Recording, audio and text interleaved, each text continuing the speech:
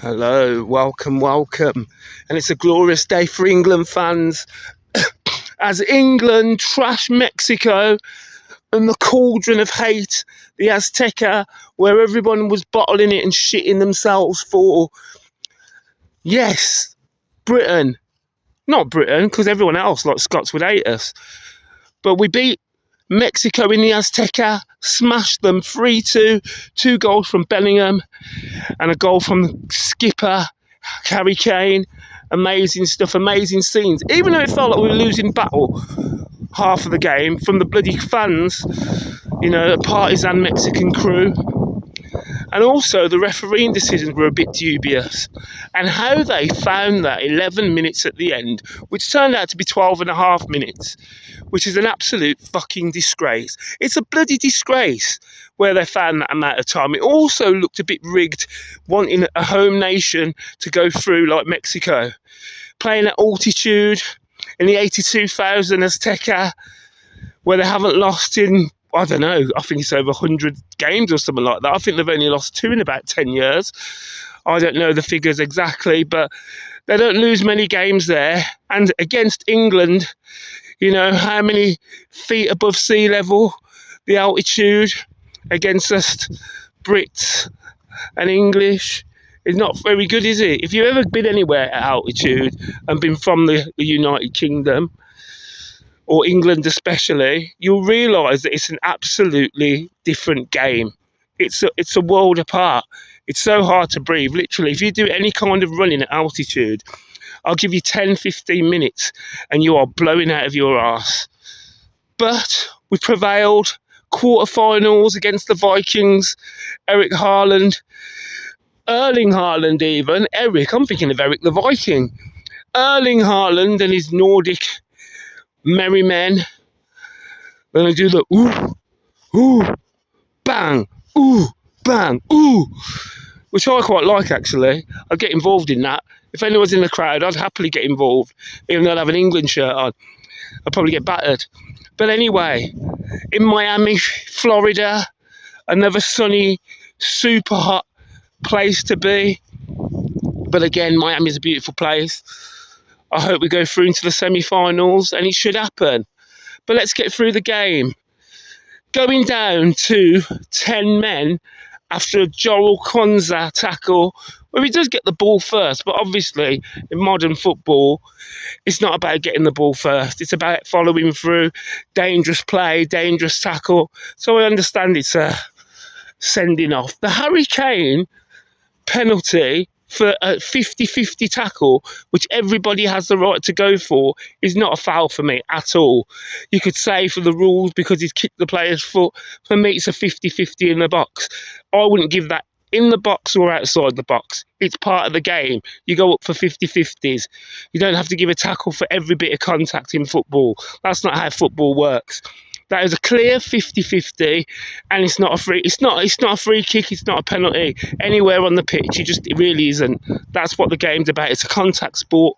People seem to forget that football is a contact sport. It's not a handbag sport where people touch each other with handbags, even though people do extremely great 9.9 vibes and dives, and do like the roly-poly, roly, 4-time rollover. Yes, we know they do all that shit, but it's still a contact sport. It's not a handbag sport. But anyway, 3-2 against that hostile environment, probably with zero sleep the night before because the partisan Mexicans letting off fireworks outside the hotel. No sleep till Miami, as the Beastie Boys said. No, they said Brooklyn, didn't they? Well, same thing, same country anyway. And onwards and upwards against Norway, who pose a really big threat. I would rather play Brazil in the quarterfinals. I think Brazil are a wash team. Awful example of what a Brazilian team is now. Back in the day, what's happened to these super nations? What's happened to Germany? What's happened to Italy, who haven't even qualified for the last 2 World Cups? These great nations, what I used to see, looking up to your Del Pieros, your Baggios, your Rivaldos, Ronaldinhos, R9s, even your Germans like your Klinsmanns and your Matthäuses and your Thomas Hasslers and your Rudi Vollers And your Goody Buchwalds, oh my God, to Italy, again with Maldini, Baresi, Costa Curta, Donadoni, Viali, Mancini, and it's amazing how these nations have just gone. Brazil had Romario, Bebeto, Cafu, oh my God, even Adriano back in the day, Kaká. Where have these nations gone? Where are the great players from Brazil, Italy, and Germany? It's actually quite sad to see these giants who have fallen on their sword and the fans having to put up with mediocre football from these once great nations. It's an absolute travesty how this has happened. I can't believe it. But anyway, the World Cup so far has been great. I was a bit underwhelmed at the start. I was thinking that, is it going to be great? Is it going to be really good? And then it took a few games to sort of ease in. There were a few dead games, but actually, on a whole, it's been very exciting. The games have been really good. Like I'd say 60 to 70%. And I think that's a great ratio in the World Cup. Because some World Cups, you can have 50% of the games and below being terrible. I mean, it only normally ignites in the kind of business end, the knockout stage.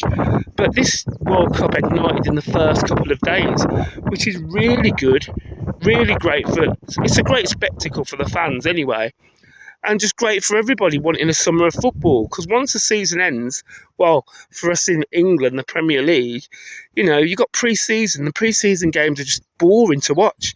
At least you've got a tournament at the end of a season so you can get stuck into the game again. And then watch some players as well that you probably don't look at too closely. I mean, the Cape Verde team has surprised everybody, done so well. I'm sure a few of them are going to get signed by a few clubs and change their lives. Absolute brilliant stuff that is. And you like to hear those stories as well. Not that this is like, Britain's Got Talent or something. You need to hear a sob story or The Voice. But, I mean, football needs emotions. Football has stories. And the Cape Verde story, or Capo Verde story, is an absolute amazing one. And the World Cup does need this. It's like the good old stories back in the FA Cup when the FA Cup was relevant. And you used to have these stories, these little minnows overturning top-level football teams, and the magic of the cup was still there, but the magic's completely gone. Luckily, in the World Cup, not the English FA Cup, the magic is still there.